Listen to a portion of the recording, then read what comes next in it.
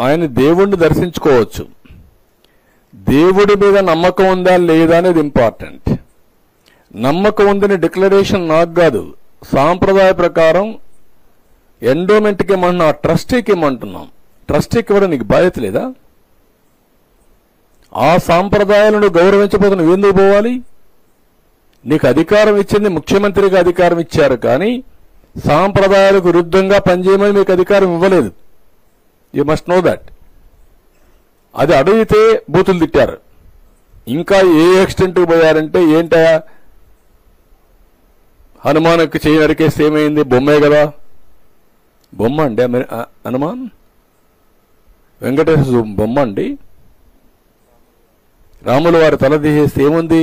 ఇంకో విగ్రహం పెట్టుకోవచ్చు కదా. ఎందుకు వీళ్ళంతా వారు చేస్తున్నారంటే మీకు అంతా ఇదండి. ఏ టెంపుల్ అయినా మనోభావాలు లేవండి. రథాలు పోతే, ఆ కొండ సింహాలు పోతే ఏముంది ఇంకోటి చేయించుకో.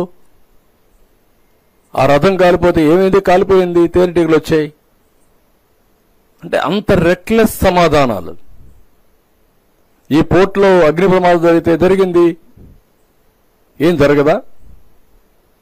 ఇవి నిర్లక్ష్యంగా ప్రవర్తించిన తీరు ఈరోజు సెంటిమెంట్స్ ని దెబ్బతీసే పరిస్థితి వచ్చింది. సెంటిమెంట్సే కాదు, అందరి మనోభావాలు బాగా దెబ్బతినే పరిస్థితికి వచ్చింది. That is where we are today.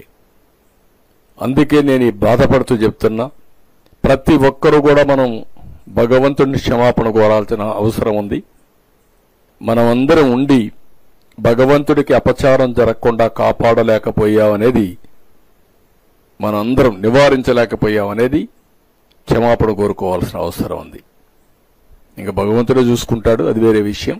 కానీ మనందరి బాధ్యత, ప్రతి ఒక్కరూ ఎవరైనా సరే ఆయన పైన నమ్మకం ఉండే ప్రతి ఒక్క వ్యక్తి క్షమాపణ కోరుకోవాల్సిన. ఇంకా ఇలాంటి వాళ్ళు ఉండి ఎదురుదాడి చేసే వాళ్ళు ఉన్నారంటే ఇంకా భగవంతుడే దానికి సాక్షి. నేను వెరీ క్లియర్ అన్నట్టు. ఏ మతమైనా సరే, ఎవరైనా సరే, దాని తప్పులేదు.